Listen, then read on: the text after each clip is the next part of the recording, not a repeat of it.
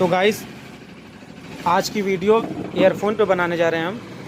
ये ईयरफोन आया है और एक कस्टमर का बता रहा है कि ये ऑन नहीं हो रहा है दोनों में, ना इसमें आवाज़ आ रही है ना इसमें, और फ़ोन करने पे बात नहीं हो पा रही है। तो हम इसको खोल के चेक करेंगे और बनाएंगे और आपको बताएंगे कैसे बनता है। जो चैनल पे नए हैं वो सब्सक्राइब कर लें और लाइक करें, कमेंट करना ना भूलें। तो जैसे कि आप लोग देख पा रहे होंगे, ये वायर टूटा हुआ है। ये जब हम लोग कान में लगा के सुनते हैं तो ये खिंच जाता है वायर, इसकी वजह से ये वायर टूट जाता है। कभी कभी यहाँ से ब्रेक हो जाता है तो इसको काट के फिर से जोड़ना पड़ता है। इसमें कुछ होता नहीं है, बस यही होता है कि यहाँ से टूट जाता है। कभी कभी ये लीड ख़राब हो जाती है। तो अभी हम इसको बना के आपको दिखाते हैं। तो दोस्तों ये कंप्लीट हो चुका है पूरा।